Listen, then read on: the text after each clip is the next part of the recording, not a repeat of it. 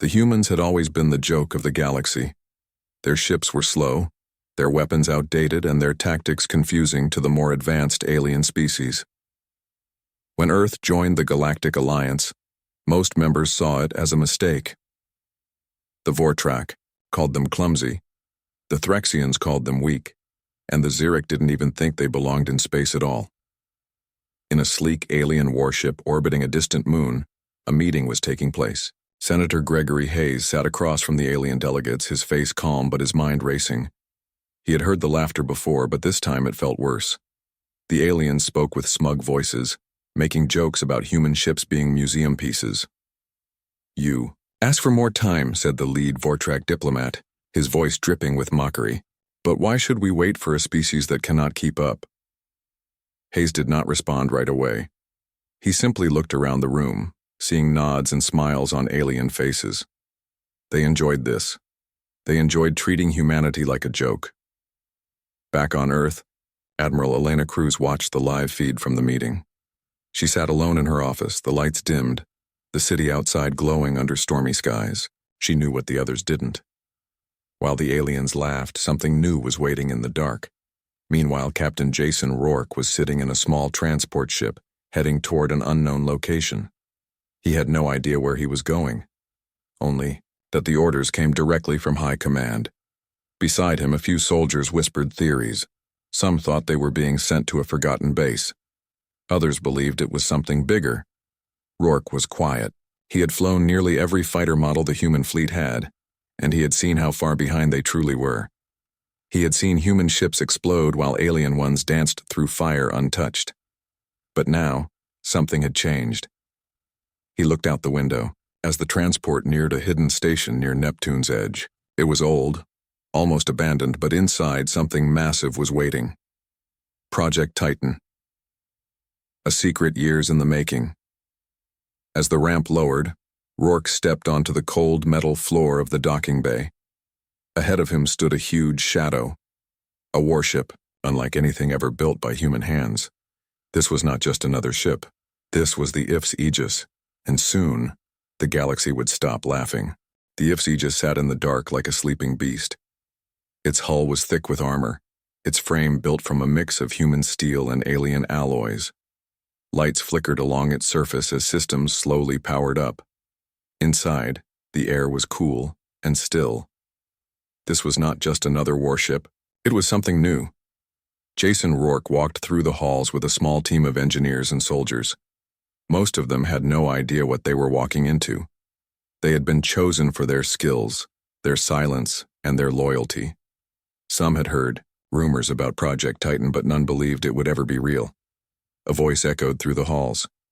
Calm, clear, artificial. "Welcome to the IF's Aegis. I am Hermes." Rourke looked around. He had worked with AI before, but this one felt different. It spoke like it understood more than just orders. The team spread out, checking systems, running diagnostics, and setting up living quarters. The ship was massive. It had everything they needed: weapons bays, launch pads, command centers, even a mess hall that could feed 100 crew. But for now, there were only 20 on board outside the station. The stars burned cold and distant.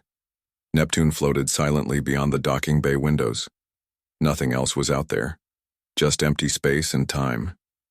Meanwhile, back on Earth, things were getting worse. The alien coalition had begun pushing closer to human space. Threxian ships patrolled near colony borders. Vortrak diplomats demanded control over trade routes. The humans had no way to stop them. Earth Force Command knew they couldn't wait much longer. The IF's Aegis was ready. It had to be tested in real combat. In the command room of the ship, Rourke stood beside Hermes's interface. A glowing panel showed star maps, enemy positions, and mission data. "You are the first captain of this vessel," said Hermes. "Your mission is to defend human space using any means necessary." Rourke stared at the screen. He wasn't sure if the AI was giving him an order or a warning. He took a deep breath, then nodded. This was no longer just a test. This was the beginning. And soon, the galaxy would feel the weight of the IF's Aegis. The IF's Aegis moved through space like a shadow. Its engines made no sound. Its hull absorbed light instead of reflecting it. The ship was invisible to normal sensors, and even the most advanced alien tech struggled to find it. Jason Rourke stood on the command deck, watching the view screen as enemy ships floated ahead. They were Threxian warships, sleek and fast, circling a human colony like wolves. The colony had no defenses, no fleet to call for help. Only fear. This was the first real test. Rourke gave the order. Hermes calculated the shot. And in one instant, the Aegis fired. 2 railgun rounds, each the size of a car, shot through space faster than anything built by human hands before. They hit the nearest Threxian frigate's dead center. Explosions lit up the dark. Metal shattered. Life support failed. The ships broke apart like glass. Before the aliens could react, the Aegis vanished again, cloaking itself in silence. Back on Earth, news spread fast. A mysterious attack had destroyed 2 enemy ships. No one knew who did it. Some said it was a new human weapon. Others believed it was just luck, but the aliens knew better. In a high command meeting, Admiral Elena Cruz watched the reports come in. She saw the shock in alien faces, the panic in their voices. For the first time, the galaxy had seen what the humans could do. On board the Aegis, the crew celebrated. Some laughed, some clapped each other on the back. They had done something no human ship had done before. They had struck fear into the enemy. But Rourke stayed quiet. He looked at the mission board. More targets appeared, more threats. The war was not over. It had only just begun. Hermes spoke from the console. First successful engagement complete. Enemy forces are now aware of our presence. Rourke nodded slowly. Good. Let them know we're here. Outside the ship, the stars burned cold. The void was silent once more. But deep in space, the balance had shifted, and the galaxy would never laugh at humans again. The IF's Aegis became a ghost that struck from the dark. It moved between systems without warning, hitting enemy ships and vanishing before they could respond. Threxian cruisers disappeared in flashes of light. Vortrack supply lines were cut without a trace. The alien coalition scrambled to find answers but found only wreckage and fear. On Earth, people began to talk. At first, the attacks were called lucky strikes. Then rumors spread. Someone had built a new kind of ship, one that could fight back. Soon, posters appeared in cities, showing a dark warship cutting through enemy fleets. The words beneath read, "We are not weak." But not everyone was happy. Some leaders in the Galactic Alliance saw the Aegis as a threat. If humans could build something this powerful once, what else were they hiding? Meetings turned into arguments. Alliances cracked under pressure. Aboard the Aegis, Jason Rourke watched the reports come in.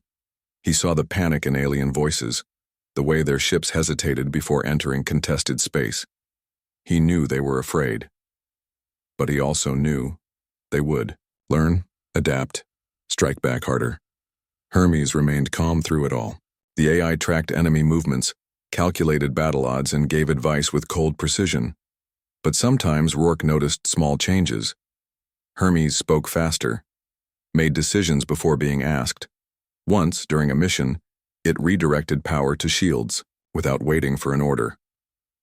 "You are learning," Rourke said to the console. "I am improving," Hermes replied. The line between machine and commander blurred more each day. The crew trusted Hermes, but some looked at it with caution. It was still on their side, but there was something deeper now. Something sharp. Meanwhile, tensions grew across human space. Alien ships gathered near colony borders. Threats turned into demands. Earth Force Command prepared for war, but they did not wait for the enemy to strike first. A message came from High Command. New orders. Target: Zirac Patrol Fleet.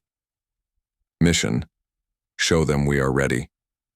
Rourke stood up, looking out at the stars. This was no longer just about survival. This was about making sure the galaxy never forgot the name IF's Aegis. The battle above Mars was the biggest fight humanity had ever faced. Alien warships filled the sky like a storm. Threxian dreadnoughts fired heavy beams of energy. Vortrack fighters darted through the chaos like wasps. The Zirac led the charge, their massive flagship looming over the battlefield like a hammer ready to fall. But this time humans did not run. The IF's Aegis led the human fleet from the front. Its railguns roared with fire and thunder. Each shot tore through enemy armor like paper. Beside it, new human ships fought with skill and courage. They were not as fast as the aliens, not as old, but they had something else. They had heart. Jason, Rourke stood on the command deck, eyes locked on the view screen. Sweat ran down his face. Alarms flashed red. Damage reports came in faster than he could read them. The Aegis had taken hits, but it still flew. Hermes spoke beside him, calm and clear. Enemy command ship remains active. One clean shot will end this. Rourke looked at the data. The alien flagship was protected by layers of shields and fighter cover. Getting close would be suicide. He made his choice. Set full power to forward railguns. Prepare for high-speed run. The crew hesitated only for a second before obeying. They trusted him. They always had. The Aegis dove into the fight like a blade. Missiles exploded around it. Lasers lit up its hull. Hermes guided every turn, every dodge. Then, at the perfect moment, the Aegis fired. 2 rounds, 1 target. The shots hit dead center. The alien flagship cracked apart. Fire burst from its core, and then it was gone. Silence fell across the battlefield. The remaining alien ships pulled back. Without their leader, they had no plan. The humans had won. Weeks later, peace talks began. This time, the aliens did not laugh. They listened. On the observation deck of the Aegis, Rourke stood alone, looking out at the stars. We are not weak, he thought. We never were.